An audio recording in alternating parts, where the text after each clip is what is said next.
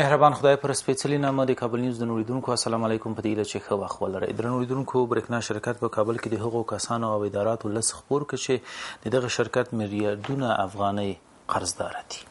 د برېښنا شرکت مسؤلان وایي چې یوازې په کابل کې یې د برېښنا پورونه 3 میلیارډ او 315 میلیونه افغانیو ته رسیږي چې له دې ډلې 1 میلیارډ او 600 میلیونه افغانۍ یې دولتي ادارو پورې اړه لري.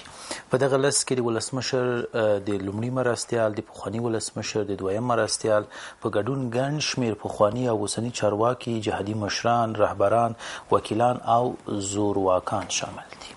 بالاخره دغه کسان ولې خپل پور نه پرې کوي؟ دلیل یې د برېښنا شرکت او یا هم د کابل د برېښنا ریاست څه ده؟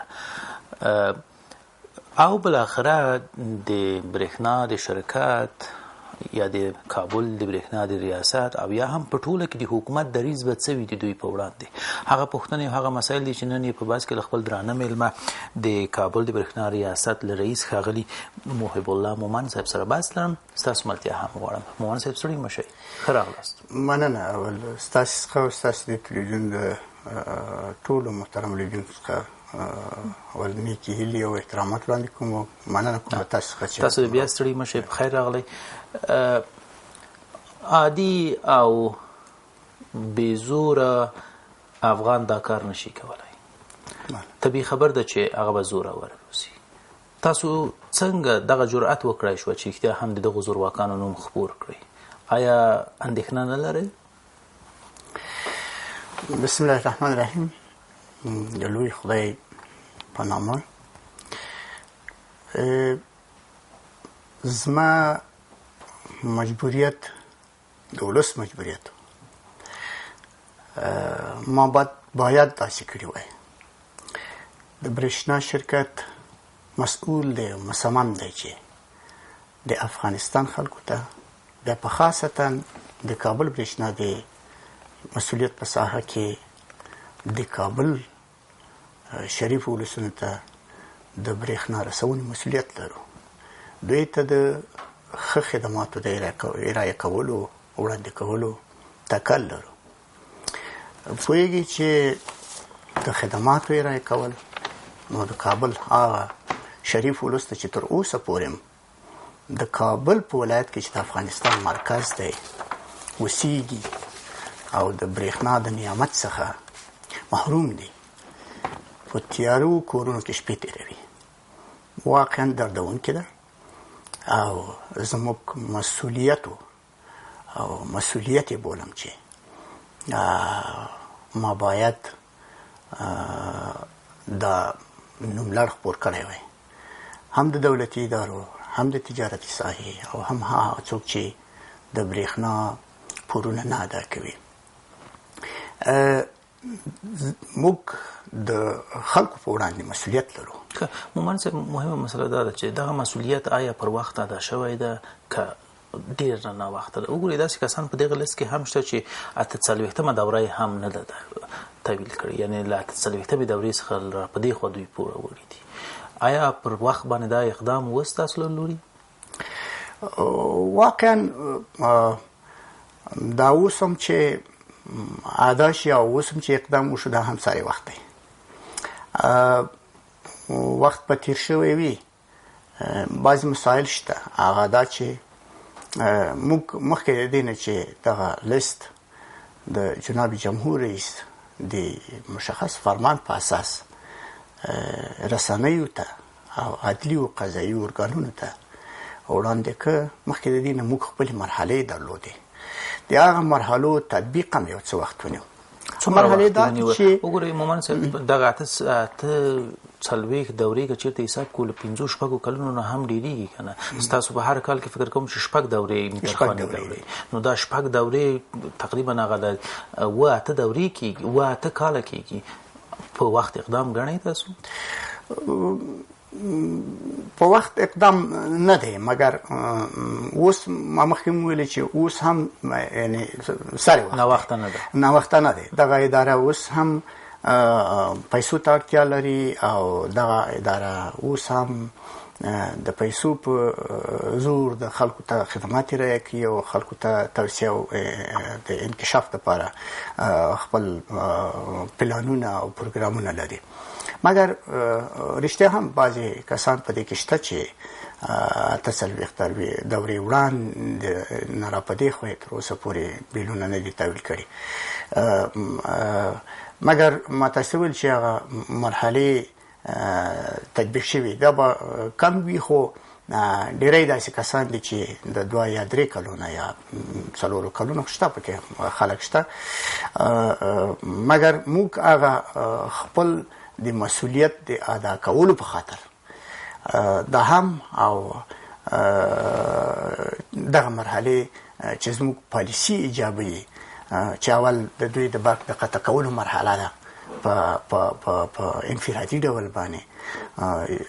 لومړی مرحله دا ده چې موږ د بیل په شا باندې ورته یو سره ټاپه وهو، خبر ورکوو چې ستا برق قطع کېږي، بیا هم ورته وخت ورکوو، بیا ورځو دوباره بیا ورسره خبرې کوو. عادي کورونو ته یعنی عادي افغان وګړو ته که یوه دوره تحویل نشي دویمه دوره کې بل ورته اختاریه راځي، یعنی دویمه دورې کې اختاریه راځي. دا ښاغلی 8 کاله خپل پیسې خپل پورې نه ده تحویل کړی، یعنی تاسو مکررا ورته اختاریه لیږلې ده یا مکررا د هغوی برق ورته قطع کړی ده. دا خو د یوې دورې د 2 دورو خبر نه ده، دا خو د 8 کالو خبر ده، د 8 دورو خبر ده. دغه نوملړ د خپرېدو یوازینی علت همدا و، هغه دا دی چې موږ خپل ضمیر ته به مو خجالت ویسته چې هغه څوک چې په 2 دورې باقي کېږي یو غریب سړی دی 15,000 یا 6,000 باقي موږ په بله دوره کې د هغې برق قطع کوو. مګر یو سړی دی په میلیونونو باقي، په لکونه دی باقي او د هغه برق نه قطع کېږي او یا د هغه نوم نه اخیستل کېږي. یو علت یې همدا و چې موږ خپل د مسؤلیت ادا په خاطر باندې او خپل ضمیر ته د ښه ورتګ په خاطر مومن صاحب تاسو مسلې ته اشاره وکړه چې داسې ګویا چې د هغو کسانو چې په میلیونونو ډالر په میلیونونو افغانۍ باقیدار دي یا پوروړي دي د هغوی نومونه دې نه وانه اخیستل شي، تاسو باندې داسې فشار و او ده؟ نه هېڅکله نو. اول خو دا چې زه تقریبا 3 میاشتې کېږي چې د کابل برېښنا د دندې مسؤلیت په غاړه لرم. مخکې له دې زه په ننګرهار ولایت کې د برېښنا رئیس وم، مګر داسې کوم فشار تر دې دمه په ما باندې شخصا نه و او نه شته.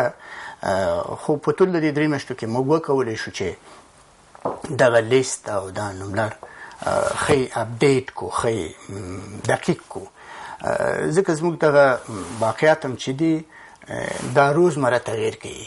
یو سړی باقي دی یو ور راځي خپل پیسې تحویلي باقیات خلاصېږي، نو هغه لیست کې باید نوم نه وي. نو دا موږ د ډېر تحقیق نه وروسته او د ډېر کار موږ پرې وکړو او بالاخره ښه مو دقیق کړو. وروسته د هغې نه د ولسمشر د ځانګړي فرمان په اساس د وزیرانو شورا د فیصلې په اساس باندې موږ دا لیست رسنیو ته ورکړو. پټه دې نه وي چې مخکې د دې نه چې دا نوملړ خپور شي موږ په څو کاراتې دغه خلکو سره د ادارو سره څوک چې زموږ واقعیت لري په عموم کې دغه 3.315 میلیارده افغاني واقعیت دا موږ په تنهایی صورت سره حتی کتلی دي او خپل پیغام ورته وړاندې کړی دی او دا مو هم ورته ویلي دي چې ګوره موږ په راتلونکي کې د ولسمشر د ځانګړي فرمان په اساس باندې موږ داسې یو کار هم کوو. نو دا خلک خبر دي چې موږ داسې یو کار کوو. د دوی عکس العمل یا د دوی خبره تاسو ته څه چې ولې نه تحویلوي او یا به څه وخت تحویل کړي؟ په دې کې خو داسې خلک هم شته دی چې موږ ورسره حتی د کتلو هغه زمینه هم موږ ته نه ده برابره شوې چې موږ ورسره کتلي وی. همیشه زموږ کارمندان چې ورغلي دي، زموږ د تجارتي برخې مسؤلین چې ورغلي دي، د دروازې نه د باډیګارډ په ذریعه باندې جواب شوي دي. په دې کې داسې کسان هم شته دی چې دوی مستقل برجونه لري او د هغه برجونو نه نورې قلاوې دا د موانع قلاوې راتاوي کړي دي، حتی هلته موږ د لاسرسی نه لرو چې میترخواني وکړي چې میترخواني وکړو حتی داسې ځایونه پکې شته دا څوک دي دا هم همدغه کسانو د همدې کسانو کې شته او په دې لیست کې شته د کومې کچې کسه ده دا ټول د 3 کسان چې دي دا ټول هم نه هغه کس چې ځان ته شخصي برج لري هغه څوک ده د کې ډیر دي کې اکثرا د 3 کسان چې دي کې اکثرا شخصي برجونه لري او تاسو انجنيران نه پرېږدي چې هلته لاړ شي میټر کامل د برق د قطع کولو اجازه نه ورکوي د هر هغه څوک چې د دې مسؤل شخص دی هغه مشر دی هغې ته د لیدلو موقع نه ورکوي نو موږ مجبورا چې دا کار باید کړی دلته په راس کې ماون صاحب اول راغلی چې تقریبا 40 میلیونه افغانۍ خرڅداره ده په یو ځای کې مهمانخانه ماون صاحب اول بیا هم تقریبا هم دومره دا هماغه کسان دي چې شخصي برجونه لري بله موږ په ډېر احترام چې موږ د جمهوریت ریاست لومړي مرستیال ته لرو اول خو دا زموږ لیست داسې دی چې دا چان شوی او غوره شوی نه دی چې موږ د سیستم نه یو څوک پکې خوښ کړي د هغې نوم مو لیکلي یو څوک مو خوښه نه او مونې لیکلی دا سیستم ته موږ هغه خپل اپشنونه چې کوم درلودل هغه مو ورته ورکړي او سیستم موږ ته ویستلی دی دا موږ پکې چان نه دی کړی مثلا د بیلګې په توګه څنګه یعنې تاسو هغه مقدار ورته معلوم کړی ده چې دغه نه لرو موږ په سیستم کې دا لرو چې دغومره مقدار نه پورته قرضدار دا اوس د 100,000 افغانۍ نه پورته قرضداران او د 3 دورو نه پورته قرضداران داسې اپشنونه لرو دا چې ورکو خپله مستقیما راوباسي